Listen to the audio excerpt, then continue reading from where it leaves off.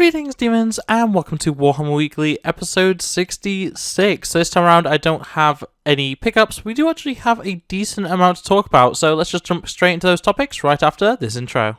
Not the leader of a cult, RabbitWithAxe. So, starting off with Age of Sigmar for some new AOS, and there is more stuff that I'm going to talk about momentarily about Age of Sigmar. But first off, I just wanted to talk about the new global battle event that's going to be taking place alongside the release of new AOS. And that is the Slaughter at Hell Crown. And once again, just like we saw with 40k 10th edition, this is going to decide a plot point within the next stage of the Age of Sigmar universe.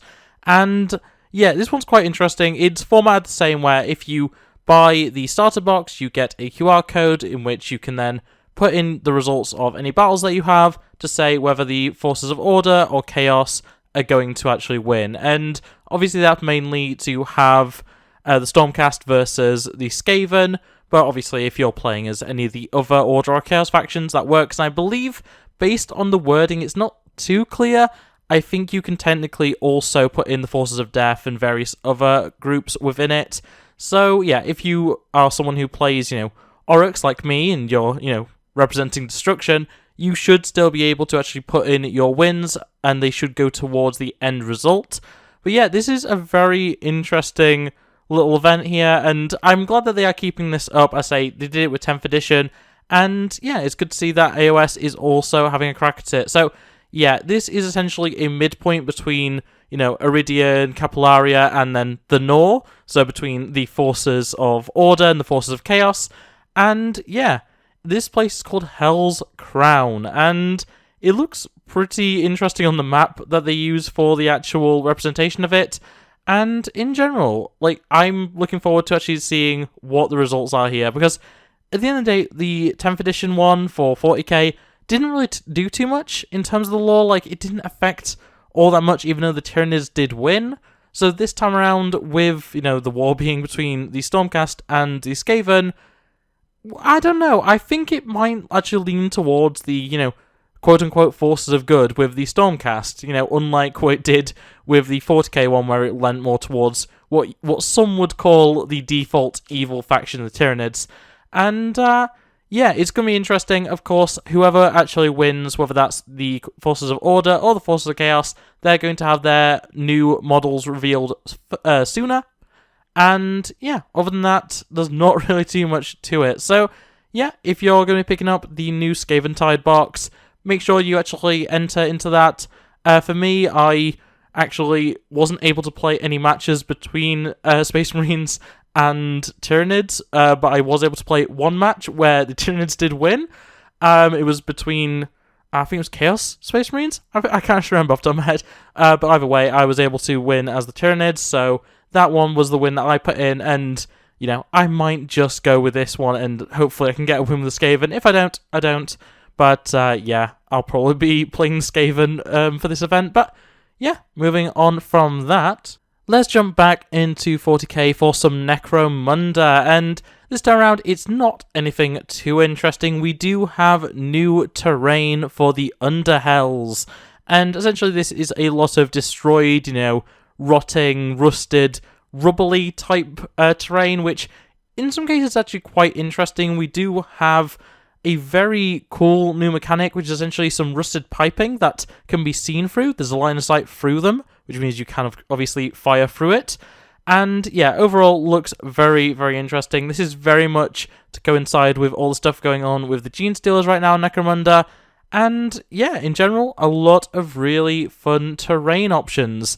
A lot of destroyed doors, a lot of pillars that have just been, absolutely, destroyed by orbital bombardment, and yeah, in general, just some very cool stuff. We also have the data crystals, data stack clusters, which is essentially a new point of interest, a new thing to actually play for when you actually play your games in Necromunda, and yeah, they look pretty cool as well. Nothing too special. It's all very Imperium, as is the case in most terrain kits for Necromunda.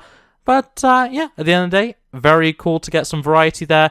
And I think this could easily work for a multitude of different games, different settings, And in general, I just think it's nice to have some more, decaying, more destroyed representation from the Imperium. It's something we really don't see too much, and definitely works in, the case of me, where I play as Genestealers sometimes. Something like this is my terrain for, my starting side would be very, very neat. And, just in general, some very, very cool stuff to look at. But, yeah, it's just terrain, so nothing too special in the grand scheme of things. And that brings us back to Age of Sigmar, because of course there is more than just the brand new global battle. There is also 2 new models, one for Skaven and one for Stormcast Eternals. And we have, for Skaven, the Abhorrent Brood Terror. And boy oh boy, it's my least favourite part of Skaven. The abominations, essentially, and these things are always horrific, and they are meant to be. They look exactly what they should be, but boy oh boy, I do not like looking at them. But yeah, this one is very interesting. He has, the classic massive cannon for an arm. He has, a bunch of machinery sticking out of his flesh. He does have a very interesting looking chain whip, which I don't think is a feature we've seen on any of the other abominations in the past. I could be wrong there, I don't know every single one of them. I say they're not a model I'm overly interested in. But yeah, in general, this guy looks pretty cool. He has 2 heads. He actually has a pretty normal looking Skaven kind of grafted onto him, which is kind of creepy enough in itself. And of course, he does have the horn. He is a horned rat, which of course is a very common feature for a lot of the more mutated side of Skaven. But yeah, this guy looks pretty cool overall. Nothing too special in my opinion, but definitely a nice addition if you are a fan of the abominations in Skaven. As I say, not something that I'm overly interested in, but I have to admit, this is a really well-detailed, really cool-looking model, even if it's just something that I'm not personally too interested in. And then for Stormcast, as I say, we do have the Winged Knight Osiris. I think I'm saying that right. And yeah, this guy looks pretty cool. It's obviously, a pretty big character model for your Stormcast. You do have both mask or helmet, whatever you want to call it, and unhelmeted designs. And yeah, overall, he looks pretty cool. There is a character option, a named character option for this model, and that is Taurus the Redeemed. This guy looks pretty cool as well. Very much the same model. There's not really any difference between them that I can identify at least. The weapon is the same, the helmet is the same, wings, pose, all that kind of thing. All a match. But yeah, if you really want to make him into a character, you definitely can with a paint job. And otherwise, this is still a very cool Stormcast model. I don't really care too much for him personally. It looks cool, I guess. But yeah, Stormcast, to me, a lot of it falls into that category of just, it's very samey. I do quite like the wing effect on him, where it's almost like flames, or at least for Taurus, it's very much flames. When it comes to the standard design, it's more like dark energy, which is kind of interesting. Maybe even shadow. That's kind of cool to think about. But yeah, in general, a very cool model. And of course, good to see more characters for both sides. I, really do like having the big, standout models to have on the battlefield. And yeah, these guys definitely fit the bill. As I say, even though Skaven is definitely my side of this fight, I don't love the abominations, and unfortunately, the Brood Terror is no different. But yeah, still very cool models and very nice to see just more symmetry. For every big model from the Skaven, there's a big model for the Stormcast. For every, group of 5 to 10 units for the Stormcast, there's an equal amount for the Skaven or an equivalent amount for the Skaven. And yeah, it's just nice to see that sort of symmetry. It's something that we often see, especially with the starter factions. But I just hope that they can reflect that in the future, where we'll actually have a pretty fair playing field, so to speak. But yeah, in any case, very cool models all around, and some just generally great stuff for new AOS. And with that being said, that brings us to Middle-earth strategy battle game news. Of course, it is that time of the month once more, and last month we had a cloak, which I thought was going to be from the same faction as we've been seeing the last few times. And technically it is. However, it was a bit of a misnomer. It was a bit of, wool over our eyes, because this cloak is actually being worn kind of as a trophy by a new Orc character. And this guy looks great. He's Orc Captain Nazvac, I think. That's how you pronounce his name. Very interesting little guy. And yeah, in general, looks pretty neat. I love the little helmet he's carrying in his satchel, the little dagger in his hand. He has actually another different style of small sword in his like holster, I suppose, because it's not really a scabbard. But yeah, a little grip that he has around it. And yeah, this guy genuinely does look very fun. I'm not the biggest Middle-earth fan. I've said that a million times before. I, have fallen out of love with it in more recent years compared to, it kind of got me into Games Workshop to begin with. But yeah, this thing is quite nice. I'm not the biggest fan of, Tolkien's orcs in general. I'm not a huge fan of the design in general for them. But yeah, this guy is very cool. And I'm sure if I really wanted to, I could probably turn him into something that was more relevant for me, whether that be for orcs or whether that be for 40k orcs or something like that. But yeah, in any case, very, very cool model to look at. And yeah, I'm very much looking forward to seeing what we have from more orc stuff, because I like my villains, I like my enemy factions. That does extend into Middle-earth, so yeah, hopefully we do see a few more things from orcs, especially after all the human and elf stuff that we've been seeing as of more recent, especially human stuff. But yeah, and then of course we do have our teaser for next month, and this one I don't have much of an idea on. You can tell on the shield there is some sort of symbol.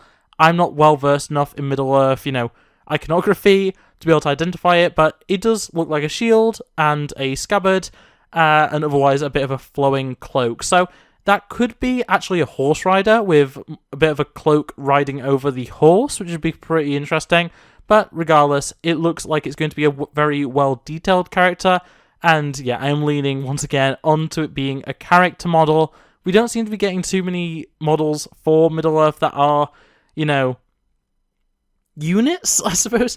A lot of it is very much characters, which I understand is very much the point of Middle-earth. I don't think I own a single, warrior unit. All of my characters that I own, I don't own too much from Middle-earth, but, everything is a named character or some sort of, high-ranking character. Because it was my cousin that always had, the actual units that we fought and stuff. I just had my personal guys, like my Frodo and stuff. And yeah, it's definitely interesting that they are still, to this day, mostly just producing characters. But yeah, still very, very neat, and some good stuff to look forward to if you're a fan of Middle-earth. But finally, that leaves us with the Rumour Engine for the 11th of June 2024, and this time around, we have what appears to be a blade at the end of a staff. I'm not going to call it a spear because it's not that style of weapon, and I'm sure there's a better term for it, maybe glaive. I'm not actually sure what a glaive is, but that kind of sounds right to me. But yeah, in any case, we've got a very pointy, sharp blade, I guess, is the best way to describe it, attached to a pole, and it looks pretty damaged. I definitely lean on this being AOS, though. If it is something that's 40k related or, 30k related, I definitely lean on it probably being either something from Chaos or something from Orcs. It's got that kind of scrap vibe to it almost. But yeah, in general, I definitely lean on this being an AOS item. For what faction? I don't know. Once again, maybe Chaos. Could also easily be Orcs. I know I always lean on Chaos whenever there's anything that's damaged, but I feel like that's the majority of these things. It could, of course, be a Death faction thing. I don't know too much about Death factions, but, it's a bit of a broken blade. Could belong to any number of factions, really.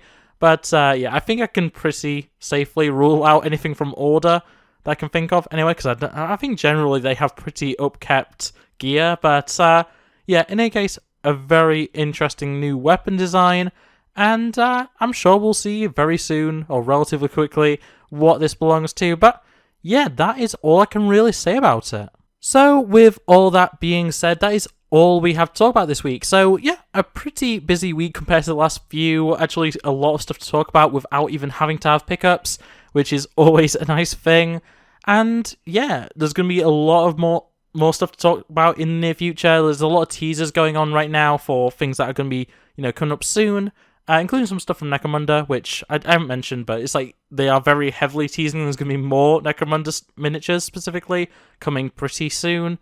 And of course, with Skaventide about to come out on the 29th, I think, towards the end of the month anyway. I'm very much looking forward to all the stuff that's going to come from that. As I say, I'm tempted to get Skaventide. It's not something that I'm, jumping at as much as I did with 10th edition, but I also wasn't planning on picking up, 10th edition starter box until like a few days before. So yeah, we'll see about what happens here. But yeah, Skaventide coming out soon is very exciting. Especially with the global battle that we now know is happening. I'm, far more interested in checking that out now. But yeah, in any case, that is going to be it from me. So thanks for watching. If you did like it, make sure to like it, subscribe for the hair, and ring that bell, seeing them as upload. Otherwise, comment below thoughts, feelings about any of the topics we've spoke about this week. Are you going to be taking part in the global battle? I'm planning on it. It depends if I get Skaventide. I don't know yet. But yeah, in any case, that's going to be it from me. And I'll see you next time. Bye. Look at the screen, you'll be fine. Culture's a disease, but worlds divine. I just wanna tell